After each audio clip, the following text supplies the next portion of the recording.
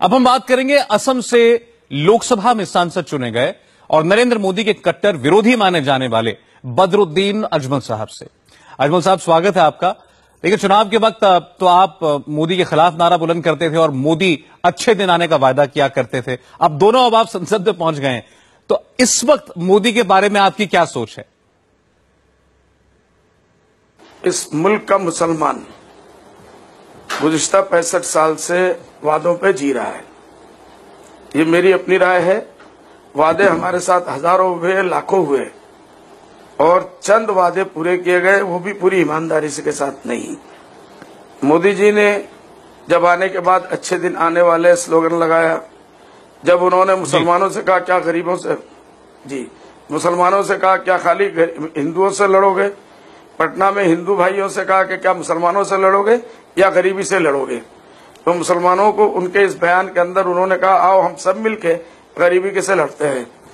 इसी तरीके से उन्होंने कहा अपने एक टेलीविजन के बयान में कि मैं मुसलमानों के एक हाथ में कुरान को और एक हाथ में कंप्यूटर देखना चाहता हूं। तो इस किस्म की बातें बहुत से लोगों ने भी पहले की, लेकिन ऐसे अंदाज में नहीं जिस जज्बाती अंदाज में मोदी साहब ने की। और उनके इस बयान को सुनकर मेरे दिल को ये लगा, फिर पार्लियामेंट को जो डेमोक्रेसी का सबसे बड़ा स्तंभ है, जो सबसे बड़ा मंदिर है, वो जिस तरीके से घुसने के वक्त में उन्होंने उसको सज्जा किया। फिर जिस तरीके से अडवाणी जी को जब उन्होंने एक बयान दिया तो उसके ऊपर वो जैसे धाड़े मार के रोए। फिर उसके बाद गुजरात में गए और गुजरात में जाने के बाद उन्होंने जब अपने छोटे साथियों को, जो 14 साल उनके साथ में वो एज ए चीफ मिनिस्टर थे, उनसे विदा लेते हुए उनसे माफी मांगी खुल के। जो एक चीफ प्राइम मिनिस्टर बन चुका था एक आदमी, उसको इसकी जरूरत नहीं थी। इससे पता चलता है कि उनके दिल में एक धड़कता हुआ दिल है और वो भी कुछ करना चाहते हैं। वो हिंदुस्तान के मुसलमानों को साथ में लेकर चलना चाहते हैं। तो मुझे अपने साथी, मेरी बात ये मेरा पर्सनल है और मैं समझता हूं कि पूरे हिंदुस्तान के लाखों मुसलमानों को उनके अंदर कुछ उम्मीद की नजर आ रही है, उम्मीद की किरण नजर आ रही है। जी नहीं, तो क्या आपकी बातों का ये मतलब निकाला जाए कि आप समझते हैं कि देश के करोड़ों और मुसलमानों के लिए भी अच्छे दिन आने वाले हैं?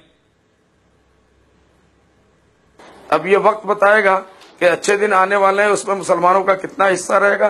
क्या वो बराबर बराबर अच्छे दिन के हिस्सेदार होंगे? तालीमी मैदान में वो बराबर के बराबर हिस्सेदार मिलेंगे?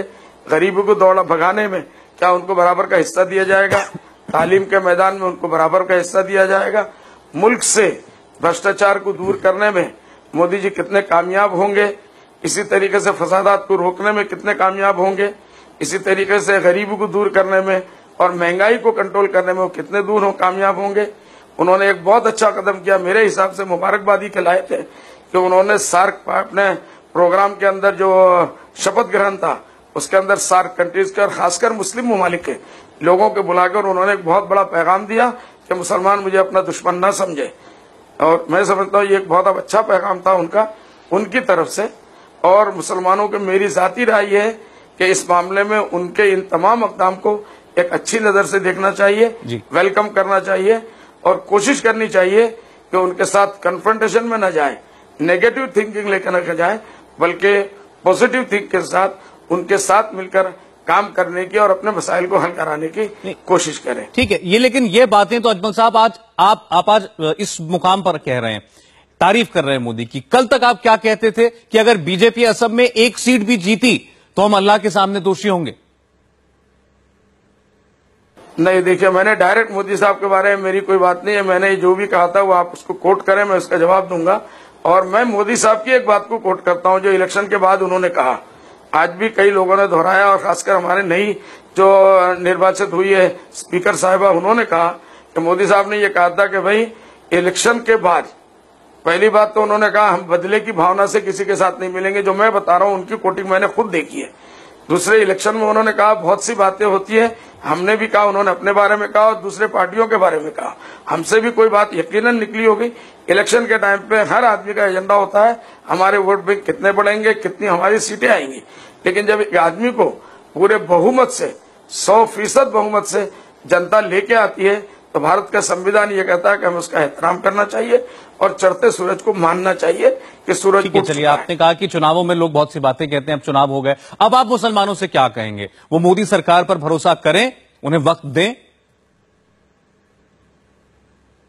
बिल्कुल मेरी ये दरखास्त है मुसलमाना हिंद से कि भाई अपने मसाइल को पॉजिटिव तरीके से, इससे पहले भी जो सरकारें ही है, हमें कौन सा आसमान का चांद उन्होंने दे दिया, इसलिए हम कैसे एकदम से मुखालिफ हो जाए।